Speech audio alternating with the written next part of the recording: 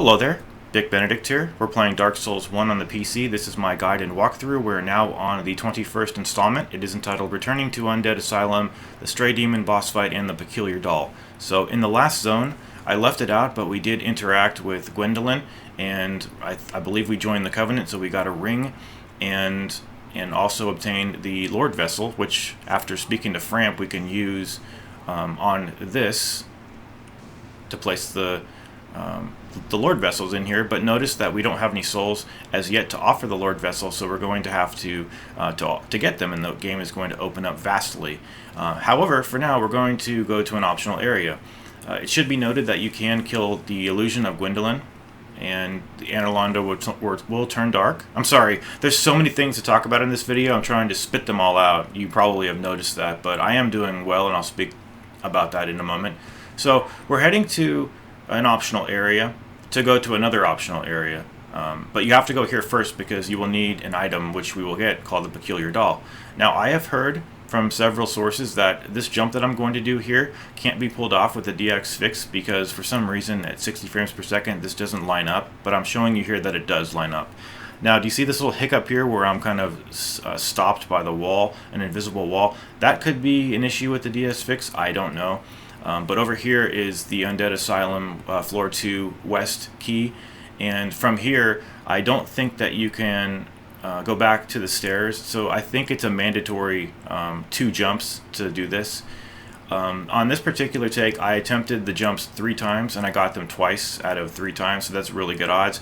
Other times, you guys, it's been like 1 out of 10, 1 out of 15. Just really frustrating to get that jump to work. You can do different types of rolls. There is, I think, the grain ring or something like that gives you a different roll, and you could try to somersault your way over there with that. But it sounds like I'm really nervous and things like that. It's just like I said, there's so much to talk about in this video and not enough time. But I am doing very well personally. We did see some dark days when this project, the playthrough, was canceled. And the reason for that essentially was I had underwent a deep depression, and I was very despondent about my life and about my emotions and my channel, and just heavy depression. And I have seen a behavioral health doctor, and I am back on my former medication for depression, and as well as the former medicine I used to take for anxiety. So that combination is really working well for me. It is giving me calm, it's putting me at ease. And as far as medications go, I am a big proponent of medications. I think they're very helpful. Only when people start abusing them, does that become a problem. But medications, if you take medications, don't worry about it. Don't feel bad about yourself. Don't feel like you have to humble yourself, or that you're somehow weak, or that you have anything to be self-conscious about, because medicines are there to help people. Bottom line. So don't feel bad. And just remember, I take medicine too, for quite a lot of things. Anyway, so this is the best run back to any boss in the game. And we've taken fall damage. Fuck you, game. Here is the Stray Demon. I think this fight is difficult, but fair, and very fun. So we're going to be using the Lightning Spear because it does really good damage on this thing. And when he does this with his weapon, you need to back away because he does a radius effect, which is sort of like a heat wave. And he also does the same heat wave, but he has a different tell that he's going to do it. He will take a swipe in the air as though pushing the air forward, and that's also a heat wave attack. Now, the more times he does this, the better. See, sometimes he actually spams this, but don't be anywhere near him when he lands, and try not to even touch him because you do take damage. I was trying to do this no damage, but it's rather difficult. So I did it just using like maybe 1 heal or something. But yeah, he'll fly up, he'll land, and you can take really good swipes at him. It's kind of difficult just because if you're close to him and then you don't realize he's going to do the heat wave attack, you need to get the hell out of there. And then that swipe, it's kind of hard to judge how to dodge that. Tell me about it, because I think that, oh, here he's doing this. And sometimes you just plain run out of room, although this room is pretty big. And we took a swipe, and I think, and I'm not blaming anything, although I am pointing the finger at the lock-on there, but it's my responsibility to break the lock-on when I need to, and I didn't right there, so I did take damage. Here he's doing his first hit of his combo. There's the second. We're going to roll over to him and try to take some stabs at his stomach. Back away when he does this because that's as clear as hell he's going to do the heat wave.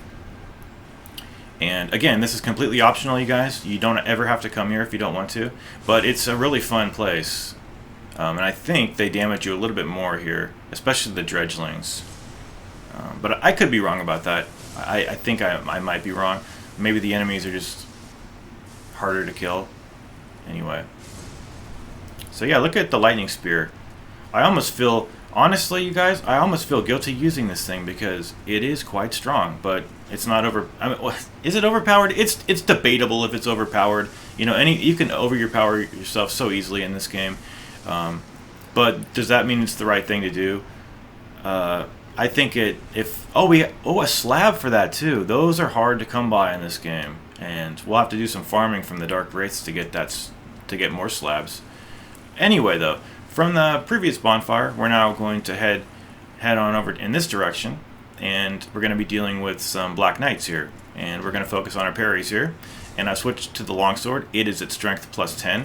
And as you can see, one parry won't kill this guy, so we're going to have to do multiple of them. In fact, I think 3 parries for these guys.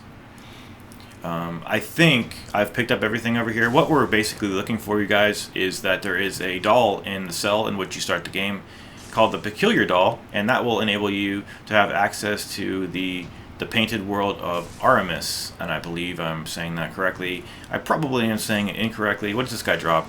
A sword and a chunk. A red knight chunk and a black knight sword. We definitely don't have the strength to heft that blade.